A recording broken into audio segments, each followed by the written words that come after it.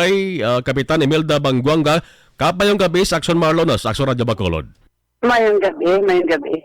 Oh, salamat kid Kap, kamalukog ka sako kada subong pero importante ning nahibaluan kay kadamo Kap sa naga pamangkot na lakod na raw na sitwasyon dara sa mga nasunugan subong. Mga pilagid Kap ang base sa record yung subong, mga pilagid ka families kag pila ka balay ang apektado. For ang amon sa bunga total is duty ka total damage. Dua ka renter kag dua ka share. Okay. Tapos 46 individuals. 46 individuals. Oh. Ah. Ano subong sitwasyon Kap sa mga nasunugan din sila subong anagin house temporary? Ara sila sa simbahan kay lapit lang tamon sa barangay. Aha. Naka-istorya na Kap ang RSO investigator sa Bureau of Fire Protection kung naano gadi kinalinan sa Kalayo.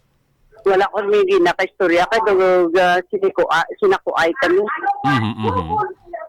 Oo.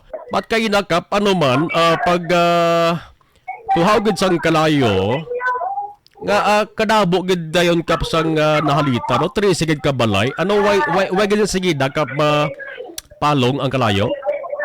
Hindi mo maano, sir, kay light material sila. Aha. Light material. Dito ko tigid ang init sa alas 2 ang ugso. Alas 2, so. Pero kagaykay, balilapit ni sila Kap sa kwan? Sa kilid sang baybay? Sa design ng nga nagasunugan to sa una sang 2019. Okay. 18 na. Aha. Balay lang natupok, wayaman so far Kap sang napilasan nga persona? May ara lang may napainom naman sila sa antibiotic. Okay. Nano subong sitwasyon sa mga nasunugan Kap, kalabanan sila guro ni wag na sila sa Mandaluwas nga mga kabitan nila, mga bayo panahon. Wala. Dito kadasit ng Kalayo. So gaginahanglan sila subong Kap sa mulig. Oo, pangita. Sa buong RDC, ang DRMO nagdulong sa ilang food pack. Aha. Kag mga folding bed, ari man si Kaprans sa Gasataya. Aha. Nagatag man sa nga ila panyapon.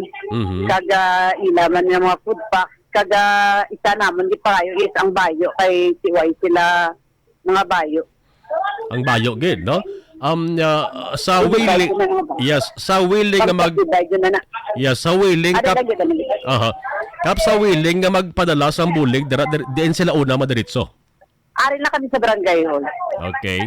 Ay ang amon nga nasunugan tupad lang gid sa barangay hall man. Okay. Oo, sige. Ihulaton talaga ko nano ang resulta sa investigation sa Bureau of Fire Protection kakunano gid sa Kalayo. Sige, maulat na kami kay wala pa ko ginakay sa. Yeah, salamat kay Kap, salamat gid. Sige. Salamat gid.